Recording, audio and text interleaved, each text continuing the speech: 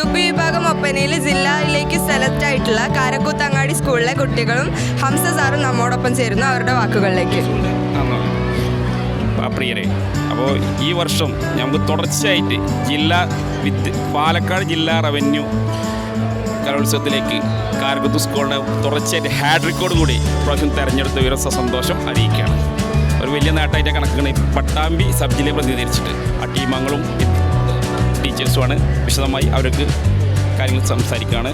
ആ സന്തോഷവും എല്ലാം അവിടെ സന്തോഷം അറിയിച്ചുകൊണ്ട് തൽക്കാലം വിടാം. ഓക്കെ. പ്രാക്ടീസ് എങ്ങനെയായിരുന്നു? പ്രാക്ടീസ് കുഴപ്പമില്ല, എല്ലാവരും നന്നായി കളിക്കണ്ടായിരുന്നു. പിന്നെ ഇവിടെയാണ് ഇപ്പോൾ കുറച്ചുകൂടി നന്നായിട്ട് കളിച്ചത്.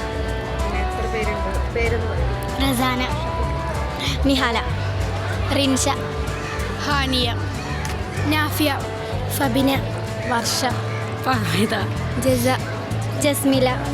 HSS വിഭാഗം കോൽക്കളിയിൽ 1ാം സ്ഥാനം നേടിയ പെരുമുടിയൂർ ടീം നമ്മളോടൊപ്പം ചേരുന്നു. അവരുടെ കൂടുതൽ വിശേഷങ്ങളിലേക്ക്.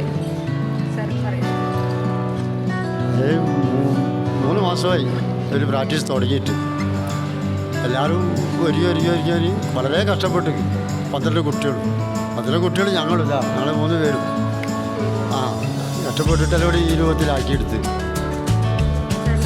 ആഷിം, എൻ്റെ ഒരു കാര്യത്തിൽ ഫർസീൽ. മുന്നേ നിങ്ങൾ മത്സരങ്ങളിൽ പങ്കെടുത്തിട്ടുണ്ടോ? അവിടുന്ന് അച്ചീവ്മെൻറ്റ്സ് എന്തെങ്കിലും? ഇവിടെ പങ്കെടുത്തിട്ടുണ്ട്. കോൽക്കളി അതെ, സ്റ്റേറ്റ് വരെ പോയി. ഇവിടുന്ന്